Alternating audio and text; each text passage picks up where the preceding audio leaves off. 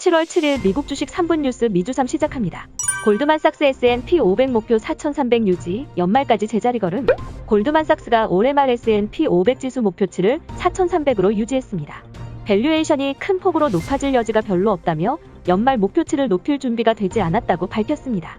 S&P 500 지수는 올해 주당 순이익 기준 PER 22.3배에 거래되고 있으며 향후 6개월 동안 큰 폭 조정을 경험할 가능성이 더 높다고 설명했습니다. JP모건 애플 아이폰 13 출시 앞두고 목표가 상향.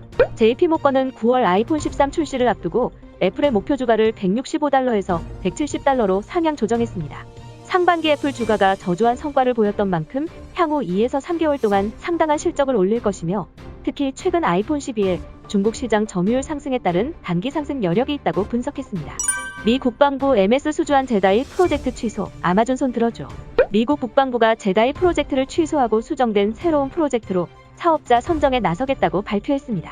클라우드 업계 1위인 아마존이 당초 이 사업의 유력한 수주 후보로 꼽혀왔으나 트럼프 전 대통령이 사업자 선정 재검토를 지시한 뒤 상황이 역전돼 아마존은 수주전에서 탈락한 적이 있습니다.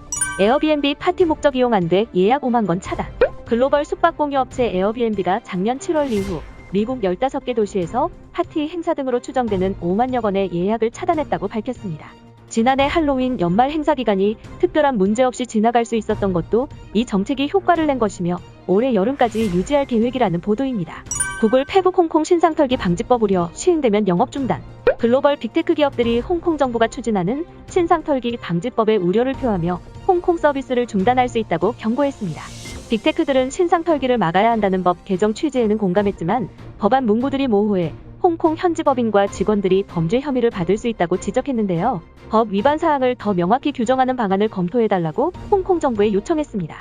UBS 우주여행 주식 버진갤럭틱 목표가 $45로 상향.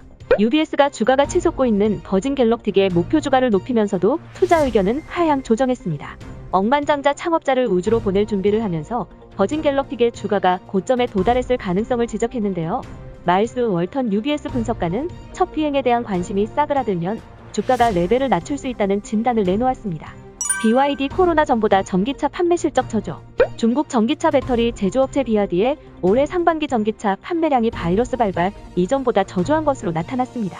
CNBC는 BYD의 전기차 판매 증가량은 바이러스 여파로 세계 경기가 급락하기 직전인 2019년 1, 6월 판매량 95,779대보다 밑도는 수치라 언급했습니다.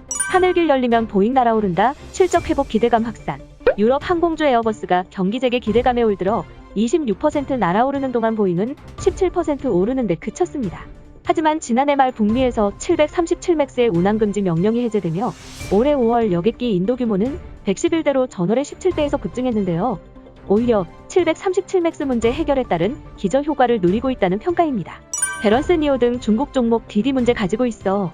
니오, 샤오펑, 리오토 등 미국 뉴욕 증시에 상장된 중국 전기차 업체가 중국판 우버로 불리는 디디 추싱의 주가 급락과 같은 문제에 노출될 수 있다고 베런스가 보도했습니다. 디디의 최근 이슈처럼 이상한 결과가 나올 위험 및 외환 및 규제 리스크 고려 시 주식 평가액이 낮아질 수 있다는 진단입니다. 이상으로 미주삼을 마치겠습니다. 시청해주셔서 감사합니다.